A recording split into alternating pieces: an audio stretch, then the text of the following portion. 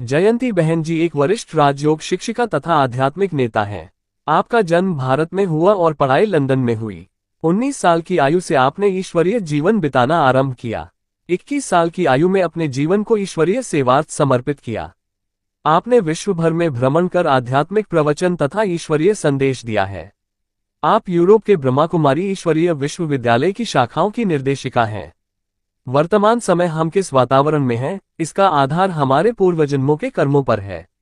पूर्वजन्म ही वर्तमान जन्म की पृष्ठभूमि को तैयार करता है। यदि जन्म के साथ ही बच्चे को आध्यात्मिक वातावरण मिलता है तो यह उसके पूर्व के संचित पुण्य का फल है। मुझे अल्पायु से ही घर में सुंदर आध्यात्मिक वातावरण मिला। मेरी दादी का मेरे जीवन पर बाल्यकाल में काफी प्रभाव रहा। वे विश्वास, श्रद्धा और समर्पण से भरपूर थीं। न केवल ईश्वर के प्रति बल्कि पड़ोसियों और समाज के अन्य लोगों की भी समयानुसार खूब सेवा तथा सहायता किया करती थीं। 7 वर्ष की आयु में मैं पहली बार दादी जानकी जी से मिली।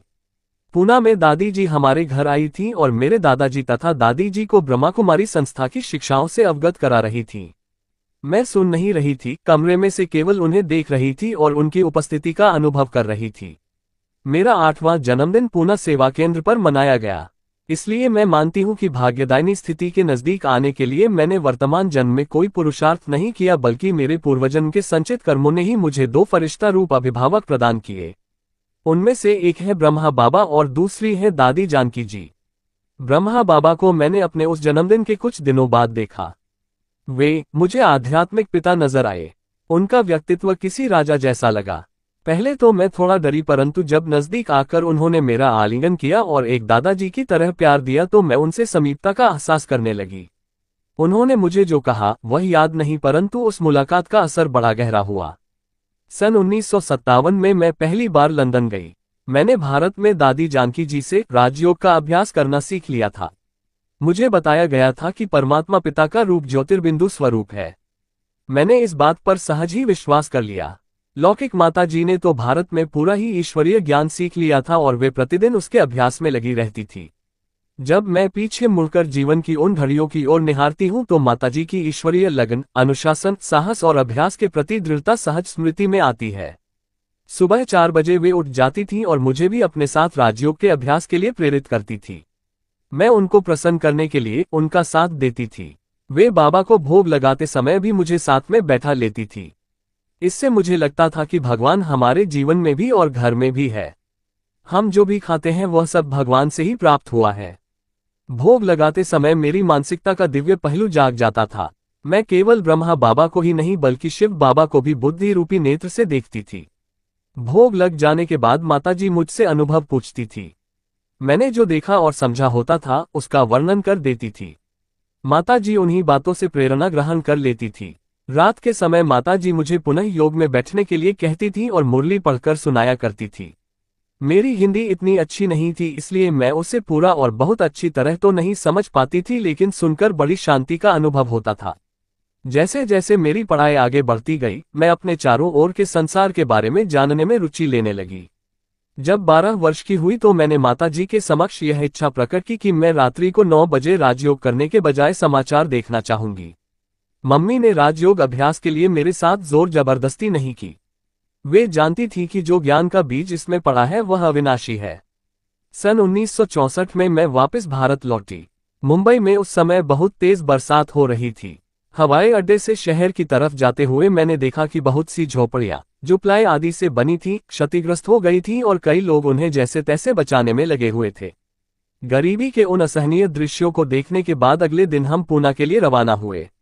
उन दृश्यों ने मेरे भीतर एक उथल पुथल पैदा की और यह वही क्षण था जब मैंने निश्चय किया कि मेरा जीवन केवल मेरे लिए नहीं होना चाहिए, ये किसी भी रूप में मानवता की सेवा में लगना चाहिए।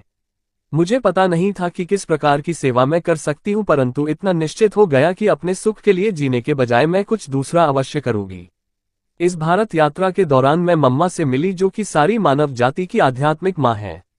यह मेरे लिए बहुत सुंदर अनुभव था। उनके रूहानी व्यक्तित्व का मुझ पर गहरा प्रभाव पड़ा था। उनका प्यार असीम था। उन दिनों मम्मा को कैंसर हो चुका था, परंतु कैंसर जैसे भयानक रोग की पीड़ा होते हुए भी उनका चेहरा दिव्य प्रकाश से चमक रहा था और रोग का कोई प्रभाव उन पर अनुभव नहीं हो रहा था। भारत में कुछ दिन रहने के बाद मैं पुनः लंदन रवाना हो गई। सन 1965 के एक दिन स्कूल से घर लौटने पर मैंने माताजी को योग में बैठे हुए देखा। उन्होंने भारत से आया हुआ टेलीग्राम दिखाया जिसमें लिखा था, नथिंग न्यू मम्मा अव्यक्त हो गई हैं। मैं भी माताजी के पास ही योग में बैठ गई। अगले वर्ष माताजी ने मुझे आबू चलने के लिए कहा। आध्यात्मिकता में इतनी रुचि जागृत न होने पर भी मैं प्यारे बाबा को एक बार पुनः देख लेने की इच्छा से जाने के लिए तैयार हो गई। जैसे ही हम मधुबन के महाद्वार में प्रविष्ट हुए, ऐसा लगा जैसे कि मैंने बाहरी संसार को पीछे छोड़ दिया और एकदम नए संसार में आ गई हूँ। यह अंतरात्मा की अनुभूति थी। बाबा ने एक युवा कन्या को मेरा साथी बना दिया। हम दोनों पहाड़ों पर घूमने जाते थे और आपस में ज्ञान चर्चा करते थे। मैं मधुबन को छोड़ना नहीं चाहती थी, परंतु लंबे समय तक वहां रहना भी संभव नहीं था। मधुबन से जाते समय मुझे लगा जैसे कि मैंने अपना दिल वहीं छोड़ दिया है। मधुबन मुझे स्वर्ग जैसा लगा और वहां से बाहर निकलते ही नरक में प्रवेश करने जैसी भासना आई। इसके बाद मैं हर वर्ष भारत जाने लगी और आबू में साकार बाबा का सान्निध्य प्राप्त करने लगी। बाबा मुझे ऊंची ऊंची बातें सुनाते थे, जैसे कि तुम सारे विश्व की आत्माओं को ज्ञान का संदेश दोगी आदि आदि। मैं इतना ही सोचती थी कि ठीक है, यह बाबा की दूरदृष्टि है और उनकी अपनी इच्छा है। उस समय ऐसी बातें मेरे विचारों में नहीं आती थीं। मुझे तो बस मधुबन में बाबा के साथ रहना अच्छा लगता था। सन 1967 में मैंने विश्वविद्यालय में प्रवेश कर लिया। एक दिन मैं एक बहुत सुंदर सभागार में बैठी हुई थी। केमिस्ट्री के प्राध्यापक बोर्ड पर फॉर्मूले लिख रहे थे। अचानक मुझे लगा कि मैं किसी दूसरे स्थान पर हूं और वहां से अपने आप को देख रही हूं। मैंने अपने आप से पूछा कि मैं यहाँ क्यों हूं, मेरे यहाँ होने का उद्देश्य क्या है। मैंने अपने आप को हिलाया ताकि इस स्थिति से बाहर आ सकूं। प्राध्यापक द्वारा लिखा गया फॉर्मूला अपनी नोटबुक में दोबारा लिखना प्रारंभ कर दिया, लेकिन शरीर से बाहर जाकर अपने आप को देखने का यह अनुभव इतना शक्तिशाली था कि बार बार मन में वही आता रहा। ये वो समय था जब लंदन और सारे विश्व में समाज बहुत तेजी से बदल रहा था और नई हवाएं बह रही थीं। मैंने अपने पिताजी से यह बात कही। उन्होंने मुझे कुछ दिन विश्राम कर लेने की सलाह दी। उनका कहना था कि मैं भारत जाऊं और कुछ दिन वहां रहूं। मैंने उनसे कहा कि भारत में मैं पहले भी रही हूं। उन्होंने सुझाव दिया कि तुम भारत में कुछ समय के लिए इस खोजी दृष्टि से जाओ कि वह देश तुम्हें क्या दे सकता है। मुझे लगा कि इस समय मेरे मन में जो उलझन है उसको दूर करना बहुत जरूरी है। इसलिए मैं एक पर्यटक के रूप में भारत गई। उस समय भारत में नए नए पर्यटन स्थान विकसित हो रहे थे और उस पर्यटन के दौरान मैंने पाया कि भारत के पास आश्चर्यजनक आध्यात्मिक खजाने हैं। भारत में मैं पूना में ब्रह्माकुमारी आश्रम पर दादी जानकी जी से मिली। एक योगी बिना बताए ही दूसरे के मनोभावों को जान लेने में समर्थ होता है। मैंने दादी जी से थोड़ी देर बातें की। दादी जी ने बढ़ते तनाव, बदलती शिक्षा प्रणाली और बदलते वातावरण से आत्माओं पर क्या प्रभाव पड़ रहा है, उसी के बारे में बातें बताईं और यह भी कहा कि ऐसी स्थितियों में व्यक्ति की सही गलत का निर्णय करने की शक्ति खत्म हो जाती है। मैंने उनको कुछ भी नहीं बताया था, लेकिन उन्होंने मेरी आंतरिक स्थिति का पूरी तरह से यथार्थ वर्णन कर दिया। मैंने उनसे पूछा कि जब ऐसा हो तो समाधान कैसे किया जाए। उन्होंने कहा कि योगाभ्यास करो, क्योंकि योगाभ्यास करने से आप परमात्मा से जुड़ जाती हैं।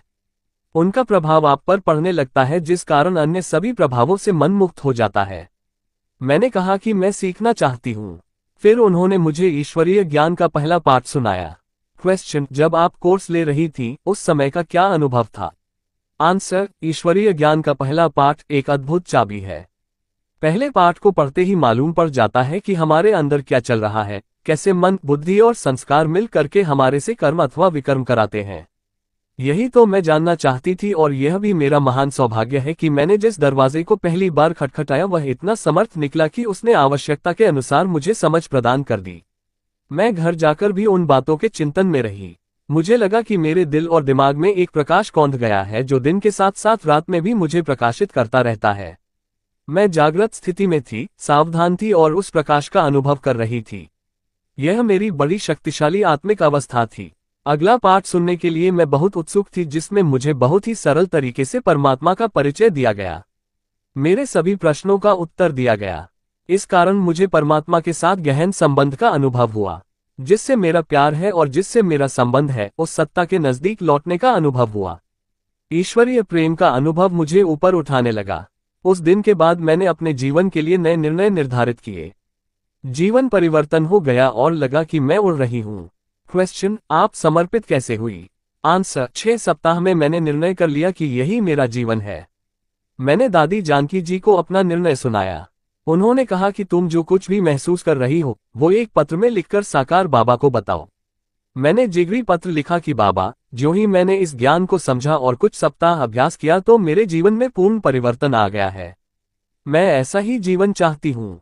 बाबा के पास पत्र पहुंचने में एक दिन लगा और उसके एक दिन के बाद सेवा केंद्र पर टेलीग्राम आया कि बच्ची जनक बेटी के साथ आबू आ जाए। इस बार मैं पूरी समझ के साथ आबू गई। एक दिन बाद बाबा मुझसे मिले। केले के पत्तों से बनी झोपड़ी में बाबा बच्चों से प्रातः 10 बजे मिलते थे।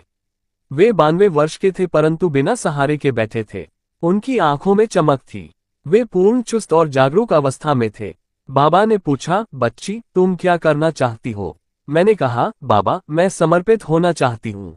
ये सुनकर बाबा मुस्कुराए क्योंकि वे इस बात को पहले से ही जानते थे। मुझे बाबा के वो शब्द याद आ गए कि यह बच्ची बाबा की बनेगी और ईश्वरीय शिक्षाओं को सारे विश्व तक पहुंचाएगी। उस समय बाबा ने मुझे कई शिक्षाएं, सावधानियां देने के साथ साथ कई लौकिक बातें भी समझाईं। बाबा ने कहा कि रात्रि क्लास के बाद बाबा आपसे मिलेगा। मैं रात्रि को लगभग 10 बजे बाबा के कमरे में गई। उस समय कमरा बहुत छोटा था। बाबा चारपाई पर लेटे हुए थे। उनका चेहरा, उनके कपड़े आदि सब चमक रहे थे। वह चांदनी रात थी। दादी जी, मेरी लौकिक माता जी, मैं और अन्य सब मिलाकर लगभग 10 लोग वहां उपस्थित थे। बाबा ने हर एक को दृष्टि देना प्रारंभ किया। ज्यों ही बाबा की दृष्टि मुझ पर पड़ी, चुंबक की तरह उसने मुझे बाबा के नजदीक खींच लिया। मैं बाबा की तरफ आई और बाबा ने सफेद जास्मीन के फूलों का एक गुच्छा हाथ में उठाया। उन फूलों से निकलती हुई खुशबू को मैं आज तक भी नहीं भूल पाई हूँ। फूल का गुच्छे बाबा ने मुझे दे दिया। मेरे लिए दृष्टि लेने का ये सुनहरी मौका था। मैं फूल भी पकड़ रही थी और साथ साथ बाबा के नेत्रों की भाषा भी समझ रही थी। मुझे ऐसा लगा कि एक शक्तिशाली चुंबक मुझ आत्मा को मस्तक में से बाहर खींच रही है। बाबा का चेहरा प्रकाशमान था और उनकी चुंबकीय दृष्टि मुझे शरीर से बाहर खींचकर एक दिव्य दिशा की ओर ले जा रही थी। मैं अपने आप को अविनाशी माता पिता के साथ प्रकाश के लोक में अनुभव कर रही थी जहां पर परमात्मा प्रेम के अलावा कुछ नहीं था। मुझे याद नहीं है कि बाबा ने मुझे उस अवस्था में कितनी देर तक रखा। ये सब कुछ समय के माप के एहसास से परे था। इसके बाद बाबा ने अपनी शक्ति को थोड़ा कम किया। तब मैंने उस प्रकाश के लोक को छोड़ दिया और धीरे धीरे साकारी दुनिया के वातावरण में लौट आई। बाबा अभी भी मुझे निहार रहे थे। फिर उन्होंने पूछा, क्या तुम जानती हो कि बाबा क्या कर रहा था? बाबा के सामने दादी जानकी बैठी थी। वे अच्छी तरह से समझ रही थी कि बाबा क्या कर रहे थे। ये वही क्षण था जब मैंने बुद्धि से पुरानी दुनिया को पूरी तरह भुला दिया और दोबारा उसे याद नहीं किया। इसके बाद मैं पूना का एक चक्कर लगाकर मधुबन वापस आ गई। पूना छोड़ने से पहले दादी जानकी जी ने मुझे कुछ महत्वपूर्ण शिक्षाएं सुनाई। 1. जब भी बाबा कोई भी सेवा करने के लिए कहे तो कभी ना नहीं करना। हमेशा जी हाँ करना। यह आपके लिए आगे बढ़ने का और सीखने का अवसर सिद्ध होगा। अगर आपको लगे कि कार्य मुश्किल है तो भी हाँ ही बोलना, क्योंकि हाँ कहने से आप उसे करना सीख जाएंगी। कभी नहीं सोचना कि यह बात मेरे लिए अच्छी नहीं है, क्योंकि हर बात से हम कुछ न कुछ नया अवश्य सीखते हैं। इसलिए हाँ जी का पाठ सदा याद रखना। 2. कभी भी गप्पे ग्रुप के साथ नहीं बैठना। गप्पे ग्रुप का अर्थ है एक ऐसा झुंड जिसमें बैठकर लोग दूसरों की कमी कमजोरी की बातें करते हैं। कभी भी निंदा व नकारात्मक बातें न सुनना और न सुनाना। 3. कभी भी समय को खराब नहीं करना। समय के एक एक क्षण का सदुपयोग करना। ये तीनों शिक्षाएं मेरे आध्यात्मिक जीवन की नींव बन गईं। ऐसे तो मैंने बहुत शिक्षाएं सुनी हैं, पर ये व्यक्तिगत शिक्षाएं मेरे लिए बहुत कीमती हैं। पूना से जब मैं आबू लौटी तो बाबा मुझे देखकर बहुत खुश हुए कि अब यह एक ईश्वरीय सेवाधारी के रूप में नया जीवन शुरू करने जा रही है। बाबा ने मुझे बड़ी दीदी के साथ आध्यात्मिक टूर पर भेजा। दीदी और मैं आगरा पहुंचे। मैं कुछ समय तक आगरा में रही। मैंने कभी भी लोगों के सामने खुलकर बात नहीं की थी, लेकिन बाबा ने मुझे सेवा की जिम्मेवारी दी थी और दादी जानकी जी ने हाँ जी का पाठ पक्का कराया था, इसलिए मैं वहां भाषण करने लगी। कुछ समय के बाद मुझे संदेश मिला कि आपको कानपुर जाना है। वहां राज्यपाल जी को एक कॉन्फ्रेंस में आना था। वे केवल अंग्रेजी में ही बोलते थे, इसलिए मुझे भी उस कार्यक्रम में भाग लेना था। मैंने निमित भाई को कहा कि मुझे भाषण करना नहीं आता। भाई ने कहा कि आप अमृत वेले उठकर भाषण तैयार करना। मैंने सुबह में 10 पेज लिखकर भाषण तैयार किया। उन्होंने बताया कि हर एक भाषण में आत्मा, परमात्मा और समय की पहचान जरूर होनी चाहिए तथा आपको 20 मिनट भाषण करना है। लेकिन मेरे 10 पेज 10 मिनट में ही समाप्त हो जाने वाले थे। अतः अगले दिन मैंने उस विषय वस्तु को दुगुना बना दिया। मैंने उनसे पूछा कि भाषण को याद तो कर लिया लेकिन भाषण करते समय भूल गई तो क्या होगा। भाई ने कहा कि आप आत्मिक स्थिति में स्थित हो जाना, सभा में उपस्थित लोगों के चेहरे और कपड़ों पर ध्यान नहीं देना बल्कि मस्तक में चमकते हुए आत्मा रूपी सितारे को ही देखना। मैं तैयार हो गई। मुझे विश्वास था कि बाबा अवश्य मुझे मदद करेंगे। मैं समझ गई कि मुझे शब्दों को याद नहीं करना है लेकिन भाषण की विषय वस्तु मेरे दिमाग में स्पष्ट होनी चाहिए।